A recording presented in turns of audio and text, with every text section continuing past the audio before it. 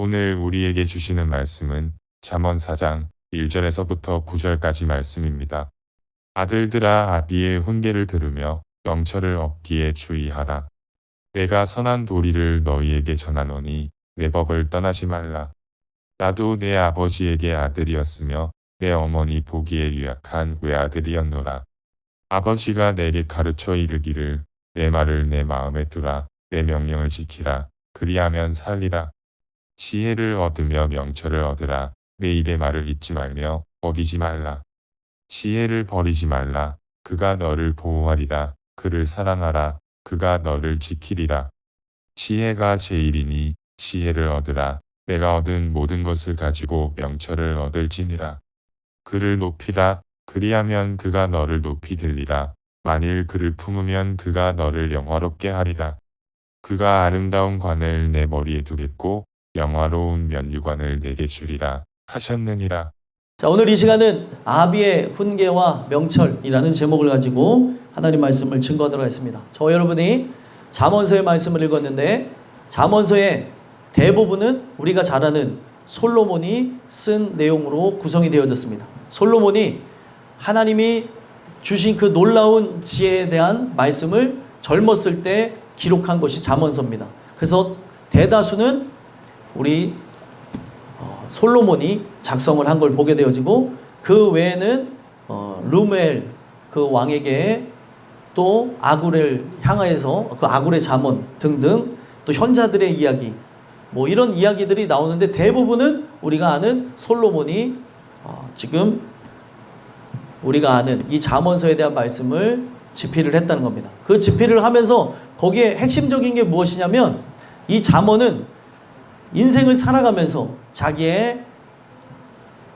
환난과 역경, 고통을 겪으면서 자기 삶을 갈아 넣은 경험, 그리고 깨달은 것, 느낀 것, 체험한 것, 그런 걸 바탕으로 어떤 사람은 한 구절 한 구절을 이렇게 적어서 후대를 위하여 적었고, 그리고 우리가 아는 솔로몬은 자기가 하나님이 주신 놀라운 지혜에 의해서 경험케 된 그 예수 그리스도의 속성과 하나님의 깊으신 뜻과 그 오묘하신 섭리에 관한 내용들을 여기다 적어놨다는 겁니다.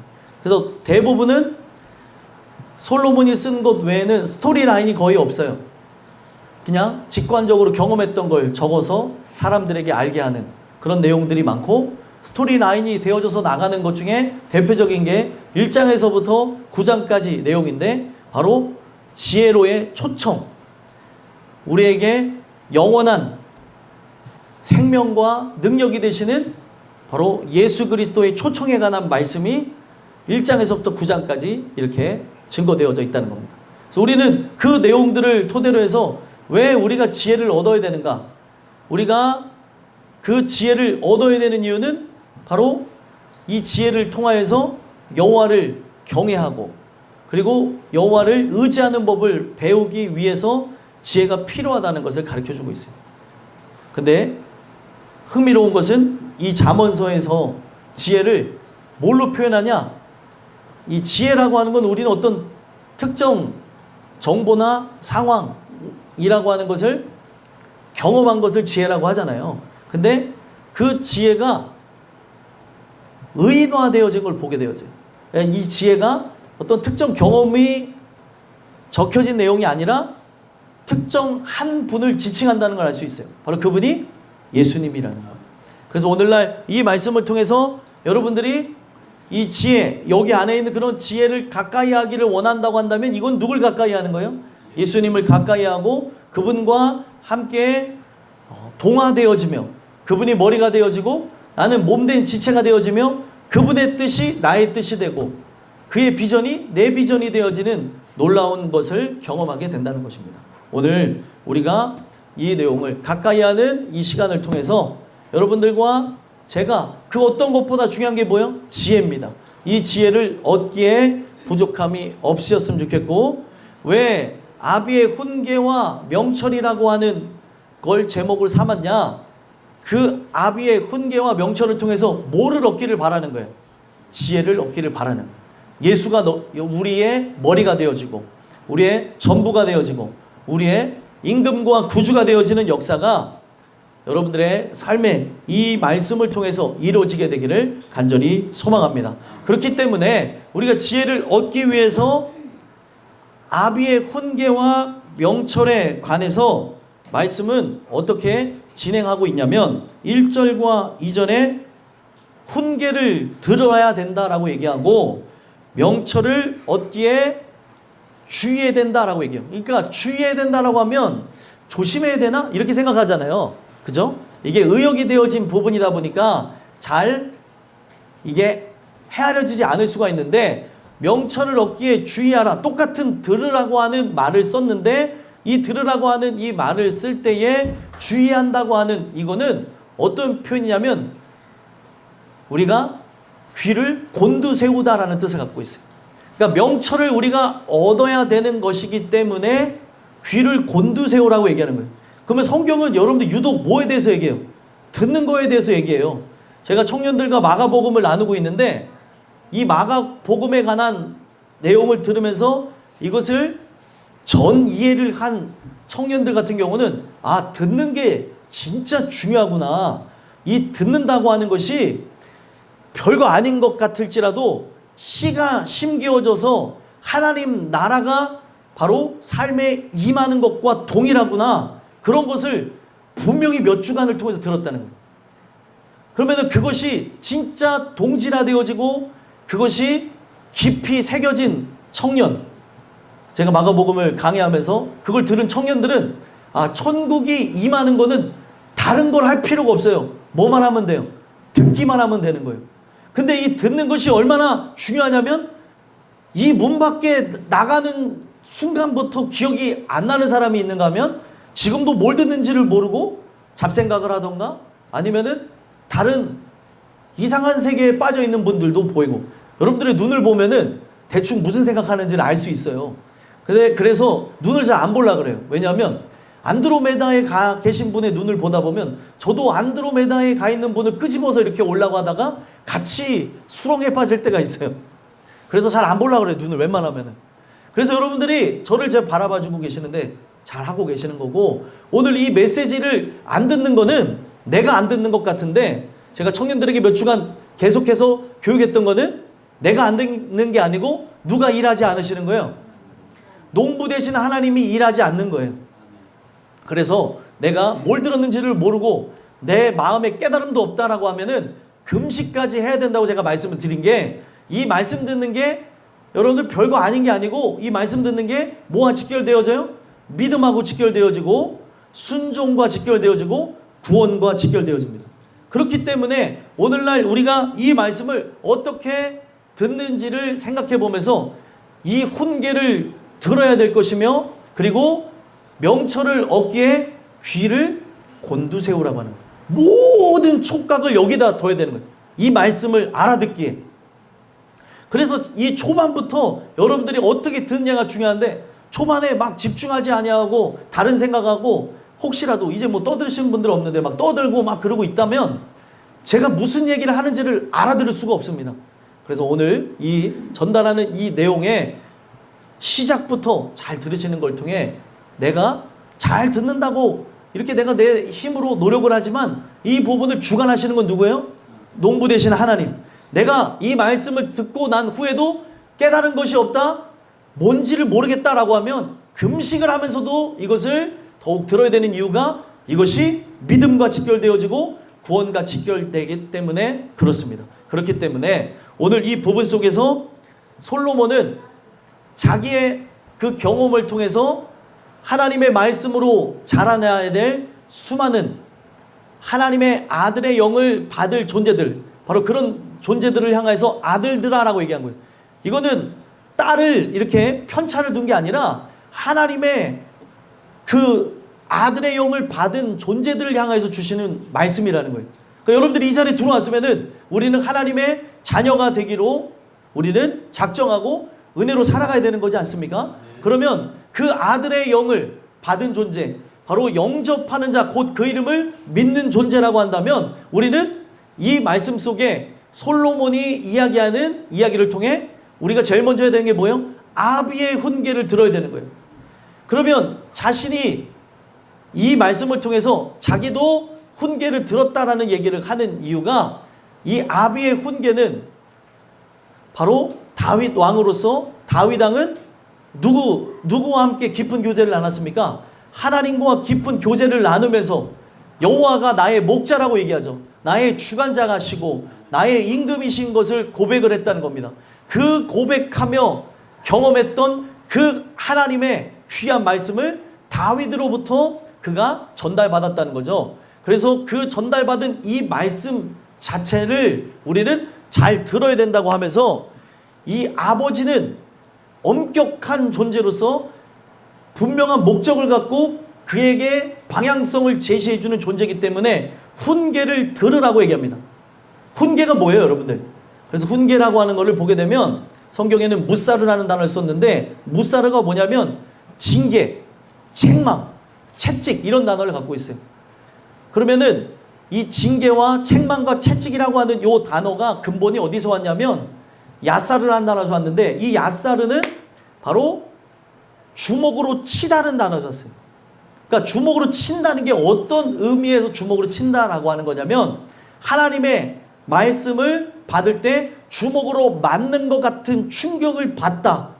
그 주먹으로 맞아야 우리는 훈계를 받았다고 얘기하는 거예요. 그러니까 이 교육이 옛날에 잘못됐을 때는 뭐예요? 옛날 선생님들 주먹을 이렇게 많이 때렸어요. 근데도 진짜로 사랑으로 이렇게 체벌을 했던 선생님들은 끝날 때에도 그렇게 인기가 좋았어요. 근데 걔 중에는 그 행동만, 아이들을 훈계하는 행동만 배운 선생님들이 있어요. 그날따라 교무실에서 뭔가 깨지셨는지 기분 안 좋으면 그냥 패시는 분들이 있어요. 그런 분들 때문에 체벌이 없어지게 된 건데 사실 체벌이라고 하는 거는 성경적인 하나의 가르침 중에 하나입니다. 그래서 하나님도 우리에게 인생의 징계를 주지 않기 위해서 말씀을 통해 바로 주먹으로 치는 것 같은 교훈을 준다는 거예요. 우리가 주먹으로 치는 것 같은 것을 사람들이 경험했을 때 뭐라고 얘기하냐면 누구의 말을 듣는데 망치로 맞은 것 같았다 이런 표현을 쓰죠.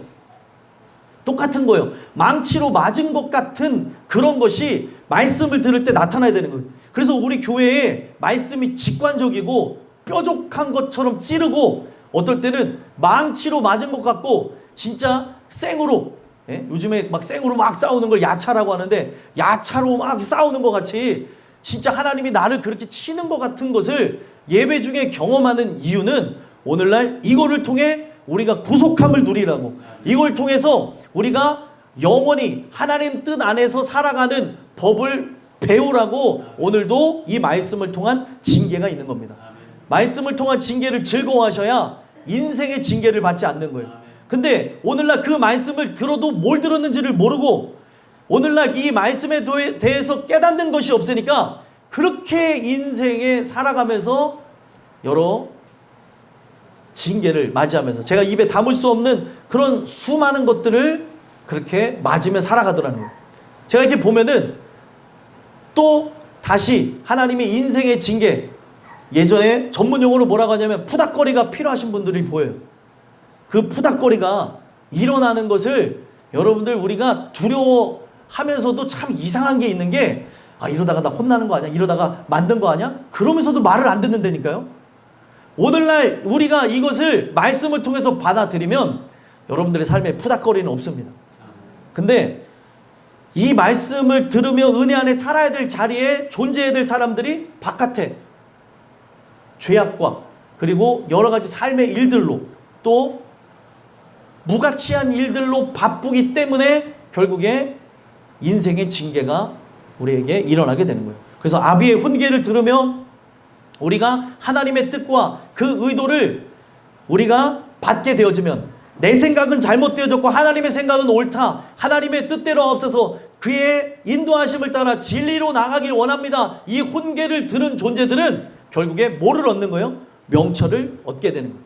명철이라고 하는 거는 인생을 살아가면서 내가 하나님의 뜻을 이해하고 그 분의 안에 거하고 하나님의 그 영광을 위해서 살아가는 것을 명철이라고 얘기해요. 그래서 명철이라는 건 말 그대로 이해하다라는 단어에서 왔는데 그 이해를 한 존재는 어떻게 되어지냐? 하나님의 뜻을 알아서 하나님이 좋아하는 것과 싫어하는 것, 하나님이 원하시는 뜻을 내가 구분하게 되어졌어요. 그러면 그 사람은 어떻게 되어지냐? 구별되어진 존재가 되는 거예요. 그래서 명철이라는 단어는 빈이라는 단어에서 왔어요. 빈이라는 단어가 뭐냐면 분리하다, 구별하다는 단어에서 왔어요. 내가 아비의 훈계를 들으면서 왼쪽으로 가는 것이 잘못된 길이라고 만약에 훈계를 받았어요. 그러면 세상에 있는 모든 사람들이 왼쪽으로 갈 때 우리는 어디로 가요? 오른쪽으로 가는 거예요. 오른쪽에 뭐가 있기에? 구원의 길이 있기 때문에 글로 가는 거죠. 그래서 세상 사람들과는 어떤 모습이에요? 구별되어진 모습이 나타나더라는 겁니다. 그래서 명철을 얻는다고 하는 건 구별이에요. 분리하다, 구별하다. 오늘날 이것을 얻기를 원한다면 여러분들의 모든 촉각을 말씀을 듣는 거에 초점을 두시고 귀를 곤두세우시는 것, 그게 바로 주의하는 거예요. 그렇게 되어지면 오늘날 명철을 얻기에, 명철이라는 것을 깨닫기에 분명하게 하나님이 이 은혜로 화답하실 거라는 겁니다. 그러니까 나는 뭘 들었는지를 이 말씀 속에서 아주 치열하게 돌아다보고 점검할 때 내가 오늘 이 예배를 끝나고 나서 뭘 들었는지를 뭐 한 단어라도 아니면 뭐라도 얘기를 못하면 죄송한 얘기지만 안 들은 겁니다. 오늘날 내가 뭘 들었는지에 따라서 우리의 삶은 바뀌어진다는 겁니다. 그래서 이렇게 아비의 훈계를 들으며 명철을 얻게 주의하라. 그리고 이전에 뭐라고 얘기합니까? 내가 선한 도리를 너희에게 전하노니 내 법을 떠나지 말라. 지금 솔로몬을 통해서 어떤 거를 전달한대요? 선한 도리. 바로 하나님 보시기에 가장 아름다운 교훈. 인간이 어떻게 나아가야 될 그런 것에 대해서 가르쳐 준다는 거죠. 우리는 뭘 위해서 살아가야 돼요? 하나님의 영광을 위해 살아가야 되죠. 먹든지 마시든지 무엇을 하든지. 그러면 내 직업도, 내가 학교 다니는 이유도, 사람을 만나는 이유도, 오늘날 나라고 하는 존재가 이 자리에 거하는 것 또한도, 나라고 하는 것은 하나님의 영광을 위해서 존재한다는 걸 기억한다면 오늘날 우리가 이제는 교회 나오세요 나오세요 라고 하는 걸 초월한 그리스도의 자녀된 모습으로 나가게 된다는 거예요. 우리가 이 예배를 드리는 것은 내가 기독교인이 되어졌다고 한다면 당연한 것입니다. 그 당연한 것이 당연하지 않게 되는 세상에 살아가고 있어요. 왜 이렇게 바쁜지, 왜 이렇게 오늘날 내가 해야 될 일이 많은지, 그리고 누려야 될 것도 많고 또 경험해야 될 것도 많고 맛보아야 될 것도 많습니다. 하지만 그 어떤 것보다 소중하게 우리가 생각하는 게 주일이라는 개념을 얻게 되는 거고, 오늘날 안식일과 주일을 왜 주셨어요? 누구 때문에 줬어요?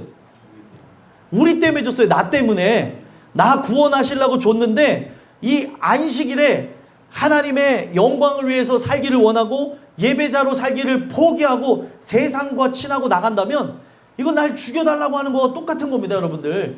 오늘날 우리가 그런 것을 안다면 이 모든 것이 다 뭐예요? 선한 교훈, 우리가 살아가야 될 법도에 대해서 자기가 뼈를 깎으며 인생을 갈아 넣으며 경험했던 것을 너희에게 전하노니 내 법을 떠나지 말라.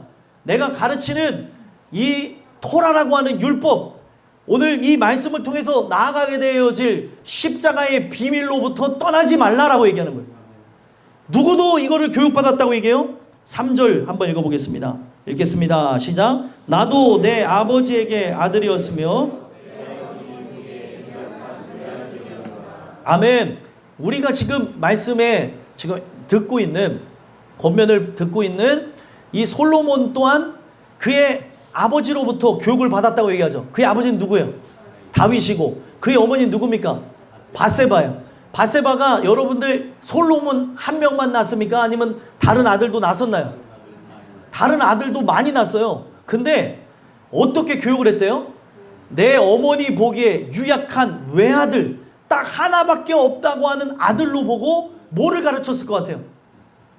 여러분들, 밧세바와 다윗의 결혼 생활은 순탄했습니까? 순탄하지 않았습니까? 순탄하지 않았어요. 시작되어진 거는 죄송하지만 좀 아름답게 시작하지 않지 않았습니까? 둘이 사실상 불륜을 저질러가지고 이 불륜을 저지른 것으로 인해서 자녀가 생겼어요. 이 자녀가 생긴 것을 감추기 위해서 바세바의 남편 충실한 사람이었던 우리아를 죽게 하는 데서 살인 교사죄를 범했던 게 다윗이었고, 그것을 어찌 보면 같이 방관했던 게 바세바였습니다. 그런 바세바가 회개를 했기에, 그런 다윗이 회개를 했기에 인생을 살아가면서 제일 중요한 게 무엇일까요? 하나님을 경외하는 것이다. 하나님을 의지하고 살아가는 것이다. 얼마나 마르고 닳도록 들었으면 솔로몬이 왕 되고 나서 제일 먼저 한 게 뭐예요? 왕 되고 나서 제일 먼저 한 게, 또 그렇게 얘기하니까 헷갈려요? 솔로몬이 왕 되고 나서 제일 먼저 한 게 지혜를 달라고 1천 번제를 드리잖아요. 1천 마리의 그 수당의 번제를 단번에 드리게 되는 겁니다. 물론 우리가 그거를 이제 쪼개서 한 번 드리신 분도 있는데, 우리가 아는 솔로몬은 단번에 드린 거예요. 근데 1천 마리를 단번에 드렸다 한들 그 기간이 상당했겠죠. 다 불태워서 드렸으니 기간이 상당했을 것인데, 목적은 딱 하나였어요. 그렇게 하나님을 향하여서 번제물을 드렸던 이유가 무엇이에요? 선악간에 분간하는 지혜를 달라고. 이 지혜가 꼭 필요하기 때문에 지혜를 달라고 그렇게 간구하며 기도했다는 겁니다. 그리고 성경은 열왕기상 3장에 지혜가 딱 그에게 임하여서 나타났던 사건 하나로 정리를 했어요. 지혜가 뭐예요, 그러면? 성경에서 말한 그 지혜로 대표적인 사건이, 솔로몬이 지혜를 받아서 뭐를 했나요? 예, 두 여자가 자신의 아들이라고 하면서 그렇게 주장하는 부분에서 판결을 내린 사건이 있었죠. 근데 그때에 가장 지혜롭다고 하는 게 뭔지를 보여준 것이 있으니, 지혜는 뭐라는 걸 보여줬어요. 거기서 진짜 어머니는 어떻게 알아요? 죽이지 말라고 그러고, 가짜 어머니는 딱 정확하게 나눠주세요. 1mm 오차도 있으면 안 됩니다. 이게 여기서 여러분들 끔찍한 얘기가 나오잖아요. 가짜 어머니는 너무나 아주 잔인한 모습을 보여줍니다. 그래서 오늘날 우리가 기억해야 되는 것은, 진짜 하나님의 지혜를 얻은 사람과 지혜를 흉내내는 사람이 이렇게 다르다는 것도 보여주는 거고, 지혜를 흉내내는 사람은 그렇게 잔인합니다. 다 쪼개버리고, 그리고 부셔버리고, 그리고 죽여버리는 걸 보게 되어져요. 하나님의 지혜는 어떻게 합니까? 살리죠. 어떻게 해서 살렸어요? 거기 나오잖아요. 어떻게 살렸어요? 예? 뭐 함정이 있을까봐 대답들을 못해. 어떻게 살렸어요? 예? 그 엄마가 엄마됨을 포기한 거잖아요. 어떻게 했어요? 그 엄마가 이 아이를 죽이지 말라고 하면서 저 애기 엄마한테 주라 그러잖아요. 이 얘기가 뭐냐면 자기의 엄마됨을 포기한 거죠. 거기에 하나님의 지혜가 뭔지를 보여주는 그런 수수께끼 같은 게 거기 비밀리하게 감춰져 있는 거예요. 하나님의 지혜는 결국에 뭐예요? 하나님이 바로 아버지됨을 포기하고, 그 아버지 되신 그 하나님이 우리 모든 사람들을 얻기 위해서 아들을 내어주신 것이다 라는 걸 보여주는 거예요. 그러니까 그 지혜가 바로 시작부터 그렇게 되어졌으니, 하나님의 지혜가 아주 상세하게 나오는 게 이제 신약에서 이걸 풀이해서 많이 나오는데, 그 중에서도 하나님의 지혜라고 하는 것을 조금 더 우리에게 근본적으로 가르쳐 준 게 뭐냐면, 고린도전서 1장에 나옵니다. 고린도전서 1장에 보게 되면 지혜가 뭐라고 얘기해요? 하나님의 지혜가 바로 세상 앞에 보여지게 되는데, 이 하나님의 지혜는 모든 사람들을 구원하는 능력이고 생명임을 그렇게 가르쳐 주십니다. 그래서 하나님의 지혜가 뭔가라고 하면서 그것을 보여주는데, 하나님의 지혜가 뭐예요? 십자가에 아들을 달려 죽게 한 것, 그것을 우리 모든 사람들이 추구해야 될 십자가의 도라고 명령해놨어요. 명명해놨다는 거예요. 그 십자가의 도가 멸망하는 자에게는 미련한 것이고, 구원을 얻는 이들에게는 하나님의 능력이 된다고 얘기하죠. 오늘날 중요한 게 십자가라고 하는 게 결국에는 뭐라는 거예요? 하나님이 세상에서 가장 지혜로운 게 뭔지를 보여준 사건이에요. 그리고 이 지혜가 뭔지를 보여주기 위해서 하나님은 아버지됨을 포기함으로 내가 죽을 수 있는데, 내가 죽을 수 있는 그곳에 아들을 내어드리는 더 큰 사랑을, 하나님이 못 죽어서 아들을 거기다 다른 게 아니라 그만큼 내가 죽을 수도 있는데 아들을 내어주는 사건을 통해서 내가 너희를 사랑한다는 걸 보여준 겁니다. 그래서 이것 자체가 성경에는 사람들이 볼 때, 헬라인이 볼 때는 미련한 것이고 유대인들이 볼 때는 뭐예요? 꺼리끼는 것이에요. 헬라인들은 지혜를 추구했던 존재들인데, 그래서 그들은 항상 뭐에 대해서 얘기하냐면 지혜로운 게 무엇인가? 합리적인 삶은 무엇인가? 우리가 어떤 삶을 살아가야 되는가? 막 이론을 자기네가 펼쳐가면서 사람들과 함께 그렇게 토론하고 하는 아레오바고라고 하는 그런 장소도 있었다는 거예요. 내가 믿는 것, 내가 아는 것, 내가 경험한 것을 막 사람들에게 얘기하고 박수받는 그런 것. 그러니까 그들은 그렇게 살아갈 때에 너희들의 지혜는 미련하다고 얘기해. 너희들의 지혜는 어떤 누구도 권할 수 없으나 내가 보여주는 나의 지혜, 바로 하나님의 지혜는 모든 사람들을 구원한다는 거예요. 그래서 누가 구원을 받느냐? 나는 지혜롭지 못합니다. 나는 우둔합니다. 라고 나온 자들이 구원을 받는 것이고, 그리고 유대인들은 어떻게 해야 구원을 받을 수 있어요? 유대인들에게는 꺼리끼는 것이래요. 유대인들이 예수님을 십자가에 달아 죽였잖아요. 그 나무에 달아 죽인 것을 인정하며 내가 죄인입니다 라고 하는 그 사람들이 산다는 거예요. 그래서 이것이 하나님의 지혜라고 하는 이유가 오늘날 여기서 갈리게 되어져요. 이것을 소중하게 여기는 사람들은 이곳에 나와서 구속함을 받고 권함을 받게 되지만, 이것을 소중히 여기지 않는 자들, 십자가를 굉장히 혐오스럽게 생각하고 이것이 지혜의 현현이신 예수가 지혜의 절정을 보여주신 사건이다. 지혜의 절정이에요. 그게 지혜의 절정임을 깨닫지 못했다면 그 사람들은 구원하고 무관한 존재라는 걸 보여주는 거예요. 오늘 이 부분 속에서 우리가 살펴봐야 되는 건, 이 아버지인 다윗과 그리고 어머니인 바세바가 그런 걸 깨달은 거예요. 나보다 더 큰 죄인은 없다.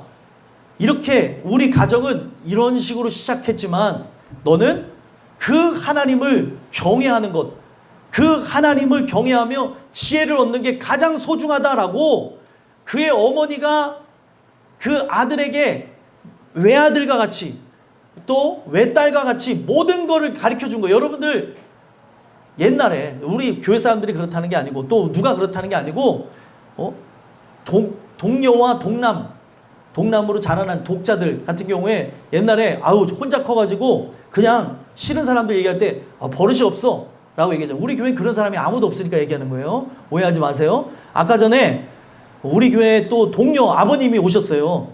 일부 예배 때 우리 교회 동료가 둘 있죠. 네, 둘 있어요. 둘 무남 동료. 한 사람이 누구예요? 이찬미. 한 사람은 오세빈 전도사. 근데 누구 또 있어요? 미안하다 선영아. 누가 그러니까 여기에 뿌락지가 있어. 여기 티처럼 보네.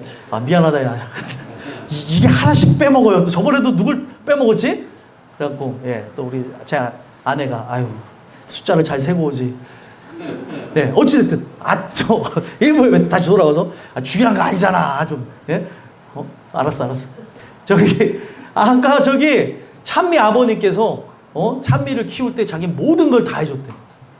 예? 논란의 여지가 있겠지만 그 집안 가서도 서로들 따져보시고, 본인은 그렇게 키웠대요. 해줄 수 있는 걸 다 해주면서. 임건사님 맞아요? 맞다니까. 그리고 그걸 받으며 자라났던 찬미는 다 기억할 수는 없지만 아빠한테 찬미가 자라는 이유는 그 사랑을 받았기 때문에 그런 거겠죠. 그러니까 오늘날 우리가 정말 외딸과 그리고 외아들을 기른다고 한다면 어떻게 해요? 모든 걸 다 해주고 싶잖아요. 그러면 다윗과 그리고 바세바가 진짜 해주고 싶었던 건 뭐예요? 이 세상을 살아가면서 신앙이라는 것이 그들에게 생겨나기를 원했다는 겁니다. 신앙이 유산으로 물려졌으면 좋겠지만 이것도 혈통으로나 육정으로나 사람의 뜻으로 되는 게 아니에요. 하나님께로서 나는 것이기 때문에 긍휼을 구하며 그의 어머니 바세바는 늘 날마다 과거의 자기의 연약함을 그렇게 아들에게 알리면서 내가 경외해야 될 존재는 바로 너의 하나님 여호와 한 분밖에 없다. 이것이 모든 것의 근본이다라고 가르쳤기 때문에 바로 잠언서 1장에서부터 여호와를 경외하는 것이 바로 모든 지식의 근본이라는 단어가 나오게 된 거예요. 오늘 이것을 통해서 나도 그렇게 받았다는 것을 얘기하며 내 아버지가 내게 가르쳐 이른 이 말에 대해서 그들에게 아주 집중적으로 4절에서부터 9절까지 가르쳐 줍니다. 그래서 4절 한번 읽어볼까요? 읽어보겠습니다. 시작. 아버지가 내게 가르쳐 이르기를 내 말을 내 마음에 두라 내 명령을 지키라 그리하면 살리라. 아멘. 일단은 내 말을 내 마음에 두라라고 했어요. 내 말이 곧 누구 말이에요? 하나님 말씀이기 때문에 바로 하나님이 주신 그런 선한 도리, 선한 교훈이었기 때문에 이것을 마음에 두라라고 얘기한 거예요. 오늘날 문제는 무엇이에요, 여러분들? 마음에 두어야 될 사람들이 마음에 다른 것을 두고 있는 거예요. 말씀이 없기 때문에, 말씀이 기준되지 않으니까 요 말씀 끝나고 나서도 자기 마음대로 얘기하는 거예요. 마음대로 얘기하고 마음대로 결정하고 마음대로 살아가는 거예요. 더욱 헌신할 생각도 없고 편할 생각만 하고 집에 가서 누워있을 생각만 하고. 오늘날 우리가 은혜를 받게 되어지면 어떻게 하면은 이 사랑을 보답할까? 어떻게 하면 하나님 앞에 영광 돌릴까? 그렇게 어린아이들이건 청년이건 노년에 계신 분들이건 누구든 그렇게 이 사랑에 대해서 보답하려고 하는데 나밖에 모르게 되어지는 그 이유가 내 속에 하나님 말씀이 없어서 그렇습니다. 그래서 이 속에 말씀을 두기 위해서 성경은 뭐라고 얘기해요? 내 말이 바로 내 귀에 들린 대로 행하게 하기 위해서, 이 말씀이 내 속에 거하게 하기 위해서 주의 말씀을 내 입에서 떠나게 하지 말지어다. 계속 읊조리라고 얘기해요. 계속 묵상하라고 해요. 그리고 계속 묵상하는데 어떻게 묵상하라고 하냐? 하루 종일토록 묵상한다고 얘기하고, 주야로 묵상한다고 그러고, 내가 새벽부터 묵상한다고 그러고, 이 모든 부분에 대해서 성경의 이 내용을 보게 되면 이 속에 하나님 말씀을 가두기 위해서, 이 말씀이 내 속에서 빠져나가게 안 되기 위해서 계속해서 읊조렸다는 거예요.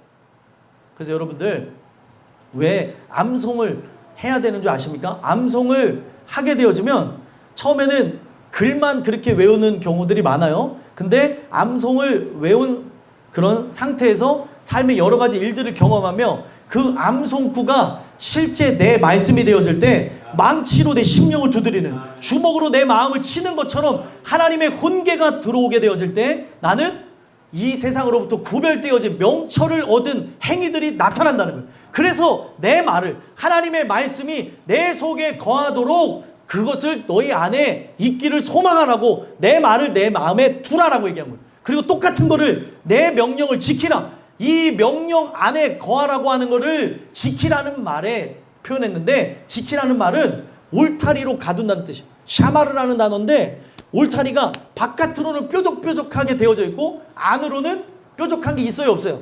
없죠. 안으로 뾰족한 게 있으면 양들이 다치잖아요. 내 마음이 다치잖아요.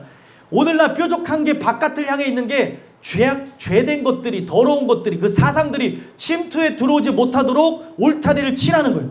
그래서 오늘날 여러분들, 우리 크리스찬들, 또 우리 청년들 잘 우리가 들어야 되는 게, 우리 청년들 어떻게 살아가는지 모르겠는데 어떤 청년들 집단 유튜브를 하는 그 이유가 뭐냐면 암송을 하기 위해서 유튜브를 하고 유튜브에 가입하고 그거를 계속 보는 청년들이 있더라고요.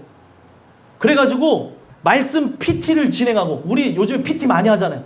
PT 받는데 우리가 다른 PT를 받는 것보다 제일 중요한 말씀 PT를 받으면서 그런 걸 하는 존재들이 있더라는 거예요. 운동하지 말라는 거 아니고 오해하지 마세요. 운동도 하는데 오늘날 나라고 하는 존재가 이 암송이라고 하는 거에 여러분들 머리가 녹슬기 전에 이렇게 성경을 많이 집어넣는 게 좋지 않아요?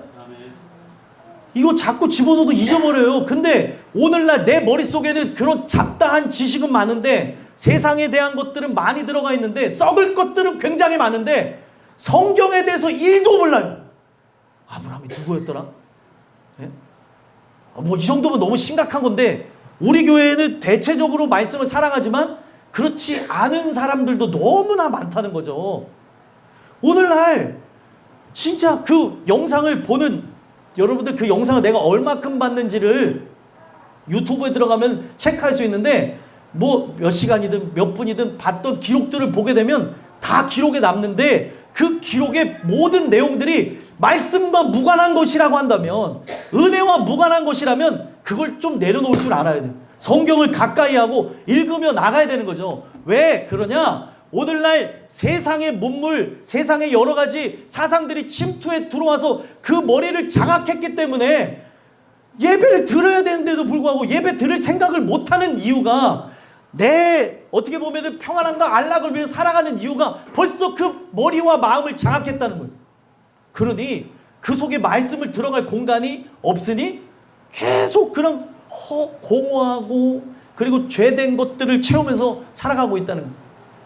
그럼 챗 GPT가 보는 사탄의 전략, 요즘에 그런 게 있더라고요. 챗 GPT한테 물어봤어. 네가 사탄이라고 하면 오늘날 현대인들을 어떻게 하겠니? 현대인들에게 막 무섭게 하거나 사탄이라는 걸 드러내지 않겠대요. 어떻게 할까요? 평안함과 안락함과 그들이 하고 싶은 것들, 되고 싶은 것들을 다 되게 해가지고 더 쓸데없는 것, 비본질적인 거에 시간을 다 보내가지고 오늘 하나님이 아닌 다른 것들을 사랑하게 한다라고 챗 GPT가 그 사탄의 입장에서 그렇게 얘기하더라고요. 그래서 제가 챗 GPT가 진짜 사탄인가 뭐 이렇게까지 생각하는 건 아니겠지만, 오늘날 문제가 뭐냐면 하나님께 물어봐야 되는 것을, 하나님께 묻고 답을 얻어야 되는 거를 오늘날 사람들이 챗 GPT한테 물어봐요. 안 돼요, 여러분들. 하나님께 여러분들의 인생을 물어야죠.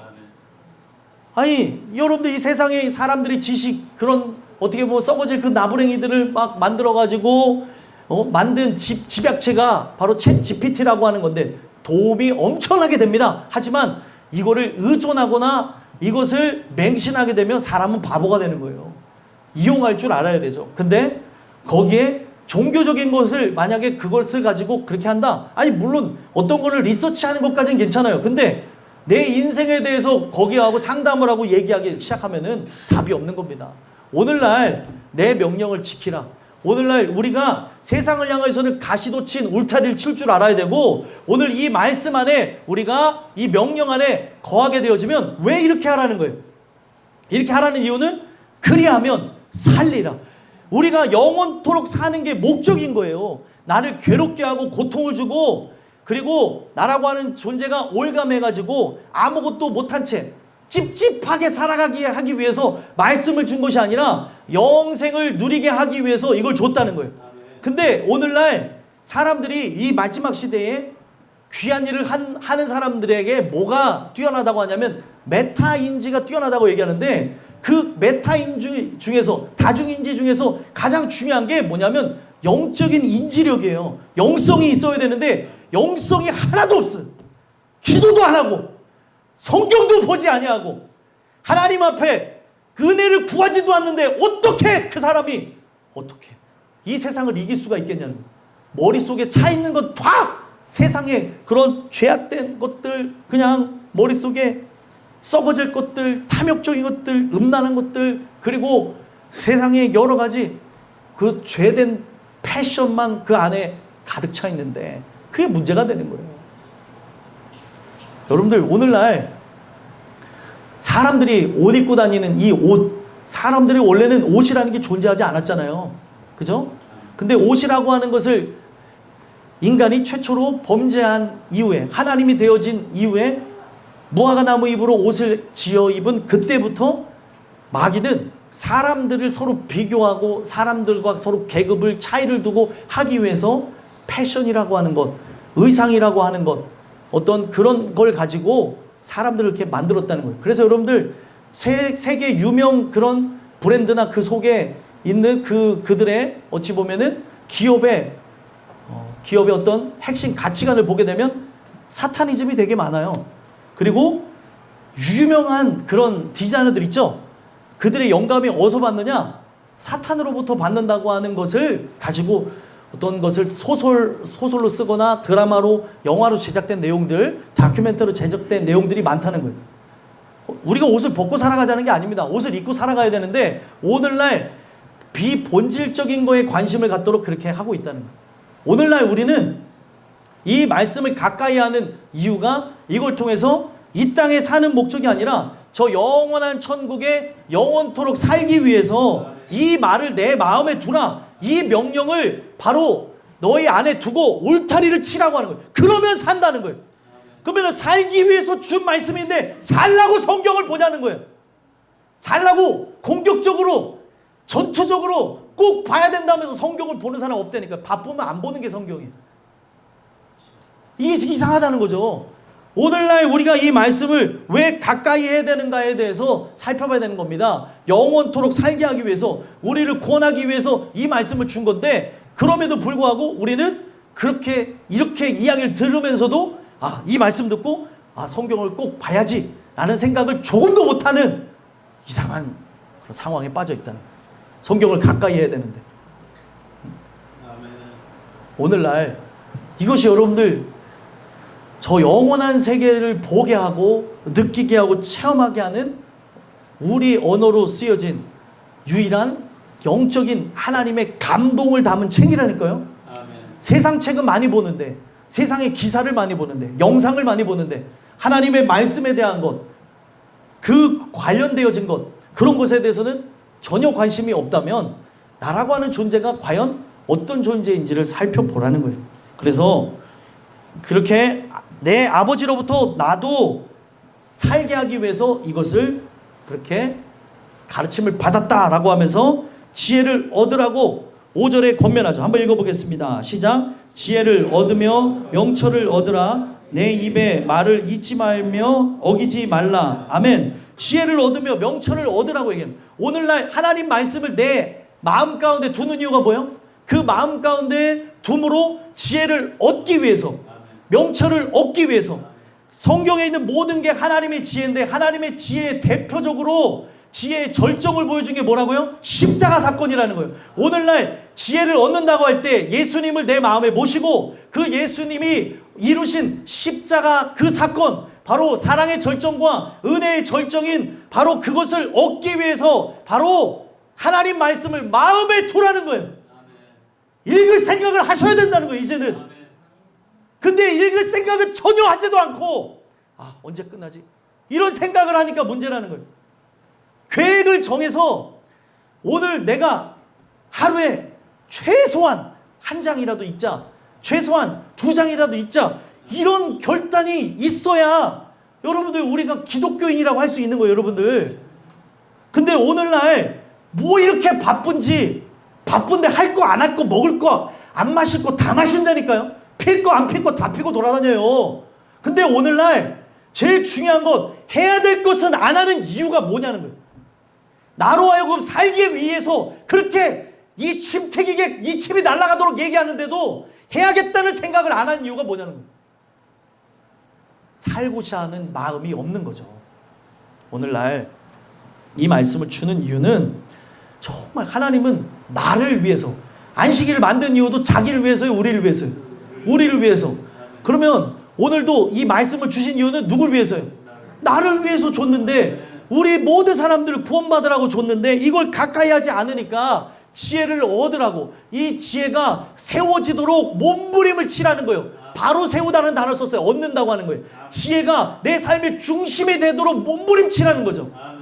그럴 때 우리는 명철을 얻게 되는 거예요. 지혜를 받았기 때문에, 그 십자가 사건을 경험했기 때문에, 지혜의 절정인 십자가 사건을 경험했기 때문에 우리는 삶 속에 구별된 모습을 내가 노력하지 않아도 얻을 수밖에 없다는 거예요. 그렇기 때문에 내 입의 말을 잊지 말고 어기지 말래요. 이 말 자체가 정말로 내 입에서 떠나지 않기를 바라면서, 다른 거 다 잊어버려도 좋은데 여러분들 치매 걸려도 괜찮습니다. 예수만 잊지 않으시면 돼요.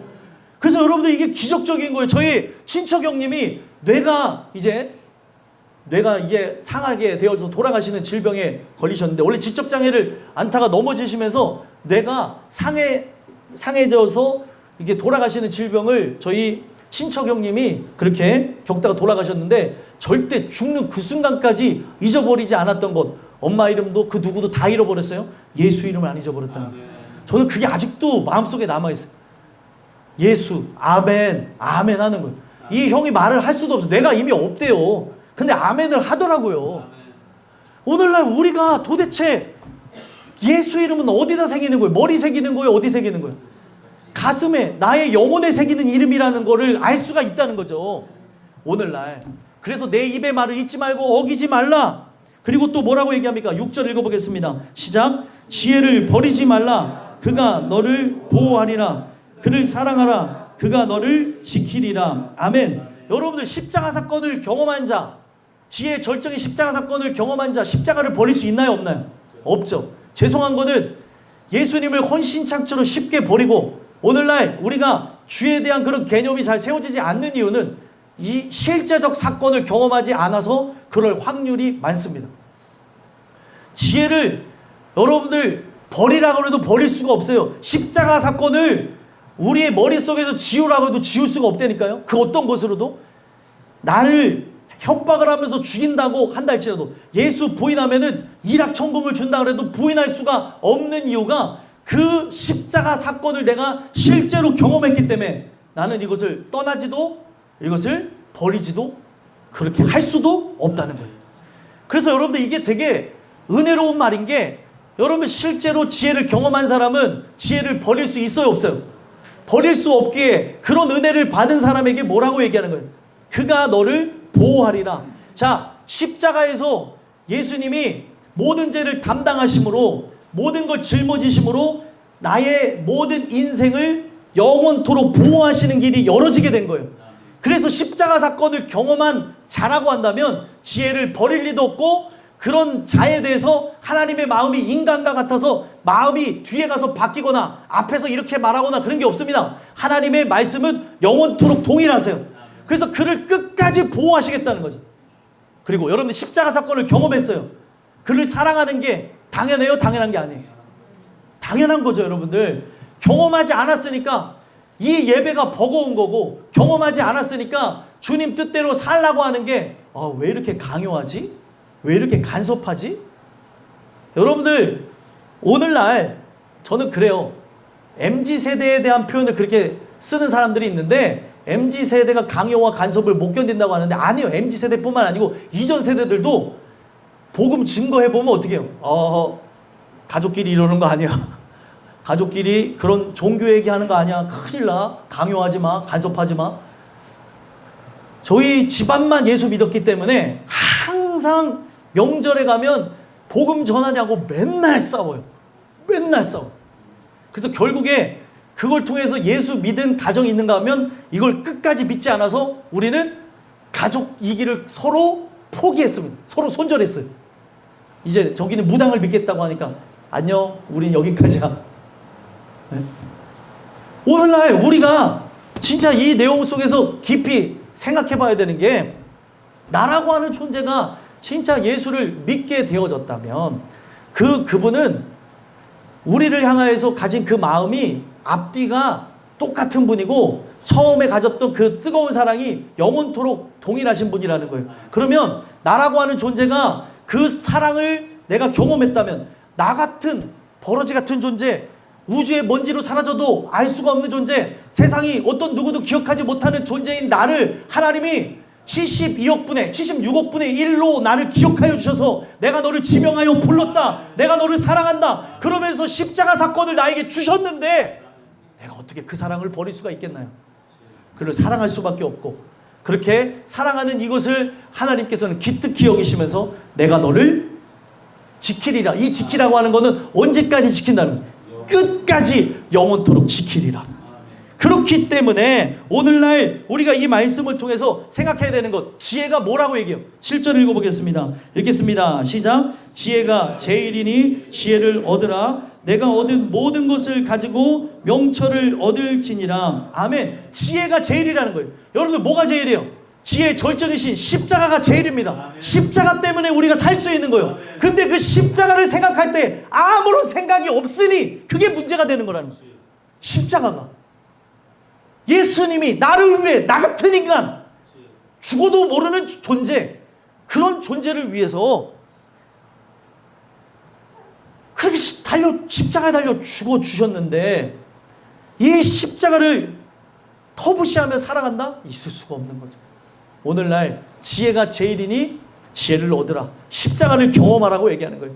바로 지혜의 그 여러 가지 중에서 지혜의 절정이신 바로 십자가 사건을 너희들은 잊지 말고 경험해야 된다라고 하는 거죠. 그래서 이것을 경험하는 것을 위하여서 어떻게 하래요? 내가 얻은 모든 것을 가지고 명철을 얻는 것.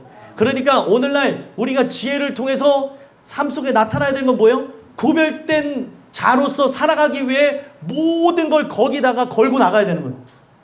여러분들이 직업을 선택을 하잖아요.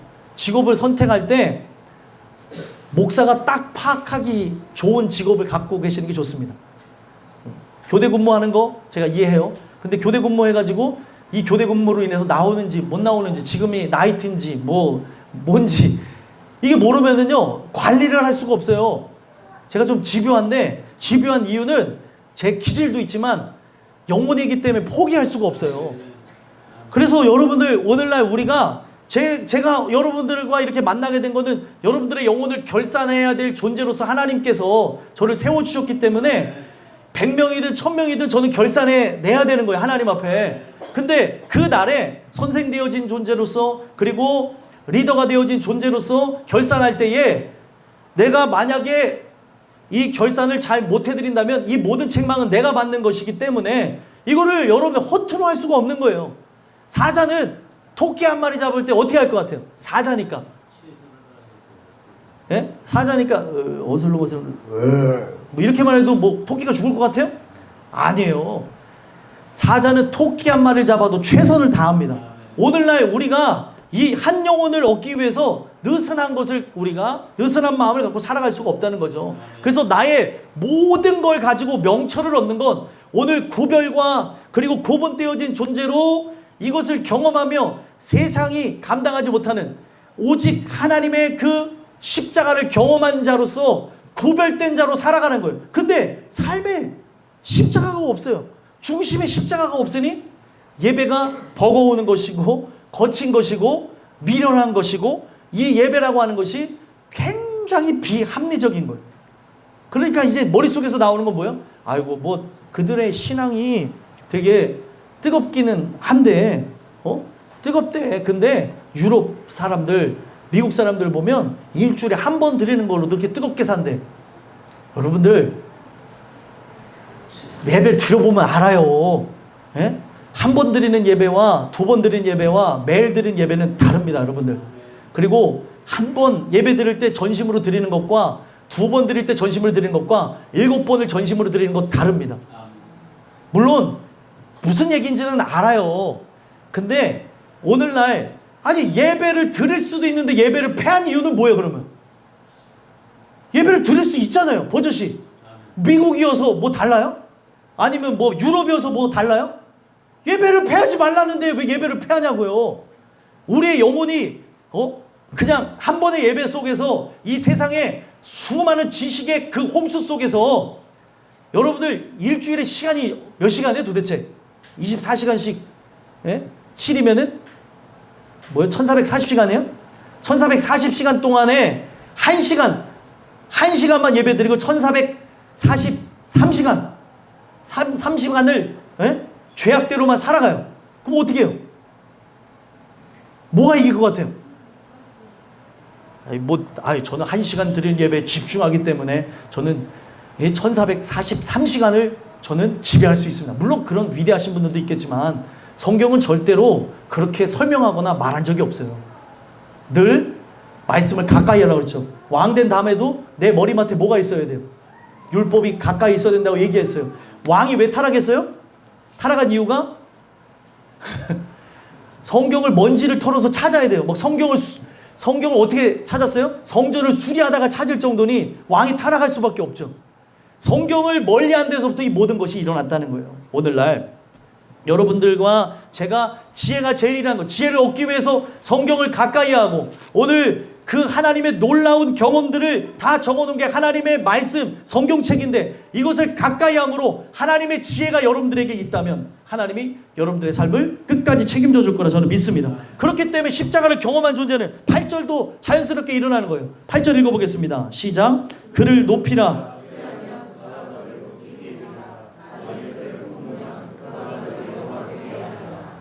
아멘. 그를 높이라. 당연한 겁니까? 당연한 거죠. 십자가 사건을 경험했어요. 그 아들의 생명과 나를 바꿨어요. 그러면 이거를 실제로 경험한 인간이라면, 짐승이 아니고, 짐승도 자기 사랑하는 걸 알아요, 여러분들. 그죠? 그래서 내 발자국만 소리를 들어도, 예? 내 발자국만 소리 들어도 물고기가 그렇게 반응을 하더라고요. 강아지 반응할 줄 알았죠. 우리 교회는 물고기가 반응을 해요. 그래서 제 발자국 소리와 제 아내 발자국 소리가 다르니까, 제가 갈 때는 뭐 이 정도 움직이고, 제 아내 갈 때는 뭐 이래요. 아, 진짜 그렇다니까요. 예? 그리고 어제 진짜 민준 집사님이 밥도 안 주시면서 거기 이제 어항에 갔더니, 얘네가 낯선 사람이 오니까 막 경기를 일으키는 것처럼 두려워하더라고요. 그래도 저기 물고기 가끔 가서들 보셔야 쟤네들 경기를 안 일으켜요, 여러분들. 안 보셔도 되는데 그렇다는 거예요. 아, 얘네가 발자국을 구분을 하더라니까. 이상한 놈들이에요. 근데 아내가, 여러분들 얘네가 뭘 알겠어요. 밥 먹자. 기도하고 밥 먹어야 돼, 이것들아. 그러면서 니네 기도하고 안 먹으면 밥은 처먹는 거다. 이러면 이렇게는 얘기 안 하지만, 예? 저는 제가 볼 때 그렇게 들리더라고요. 아니, 그렇게 얘기는 안 해요. 근데 꼭 기도하고 먹으라고 하면서 어떤 애들한테 그러는 거예요. 이 물고기한테 아멘, 아멘. 얘가 뭔 아멘을 해요. 그 아멘이 이 사람 표현에서 뭐냐면 톡톡 튀는 거래. 그랬더니 톡톡 튀라 그랬더니 애들도 막 이래요, 막. 예, 제가 우스갯소리를 얘기했는데, 오늘날 우리가 그렇게 주인을 향하여서 주인을 반기는 것 같이, 우리가 이 짐승도 주인을 향해서 그러는데, 나라고 하는 존재가 아들의 생명값으로 바뀌어진 존재, 그 생명으로 구원을 얻었다고 한다면 그분을 높이며 그의 영광을 살아가는 건 당연한 거라는 거예요. 그래서 그리하면 이것도 여러분들 누굴 위해서 준 말씀이에요? 나를 위해서 준 거예요. 높임을 받고 싶어서가 아니라, 너가 그렇게 한 증거로서 내가 너를 높이 들리라. 부모의 영광은 누구예요? 자식이죠. 하나님 아버지의 영광은 누가 되는 거예요? 여러분들이 되는 거예요. 그래서 나라고 하는 존재가 그 십자가 사건을 경험했다고 한다면 그렇게 높이게 되는 것이고, 만일 내가 그를 품으면, 이 품는다고 하는 게 여러분들 어떤 거냐? 안긴다는 단어, 하바크가 아니고 어디서 비슷한 거 들어봤죠? 하박국 같은 단어예요.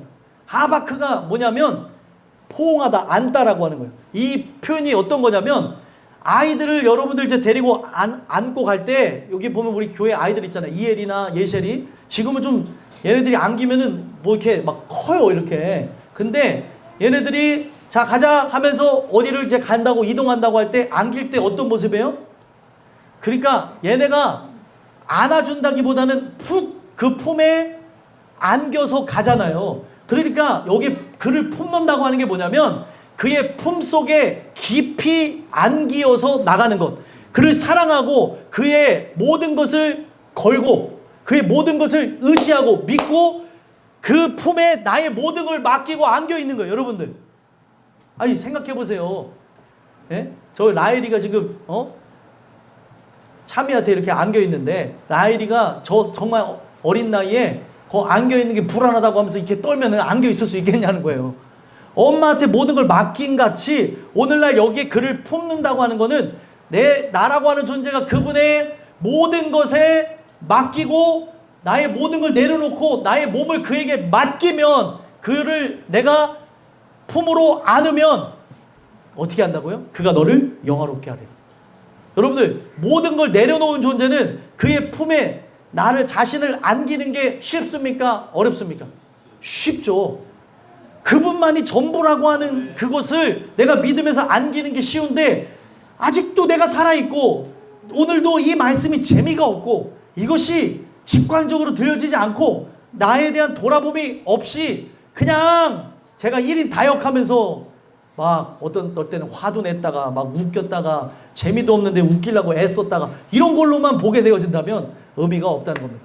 그래서 이 모든 것은 하나님의 목적이 뭐예요? 나를 영화롭게 하기 위해서. 그래서 오늘 이 말씀은 왜 하나님의 말씀을 내 마음에 두라라고 얘기한 거예요? 지혜를 얻음으로 영원토록 살고, 결국에 결과는 어떻게 되어져요? 영원한 천국에서 면류관을 받으라고 오늘도 이 말씀을 주신 겁니다. 마지막 9절 읽어보겠습니다.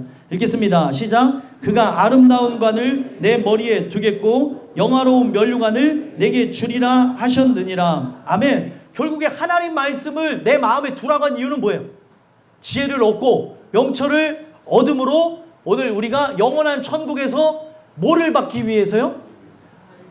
예, 영화로운 면류관을 받기 위해서 영화로운 면류관을 받는데 여기에 면류관은 다른 면류관이 아니에요. 바로 여러분들이 누구이기에 이걸 주시는 거예요. 바로 하나님의 모든 것을 물려받는 후사, 바로 여러분들이 천국의 왕자이자 공주이기 때문에 바로 이것을 받기 위해서 오늘 여러분들과 저는 왕의 수업을 하고 있는 거예요. 이 땅에 살아가는 이유는 저 영원한 천국을 물려받기 위해서 왕의 수업을 하고 있다는 거예요. 근데 왕의 수업에 들어와야 될 사람들이 그 수업은 참관하지 않고 거기에서 가르치는 가르침에 대해서 관심도 갖지 않고 쓸데없는 것, 불량스러운 것, 무가치한 것을 배우겠다고 그러고 얻겠다고 그러고 자꾸 왕궁 바깥으로 뛰쳐나가려고 그러고 왕궁이 어디예요?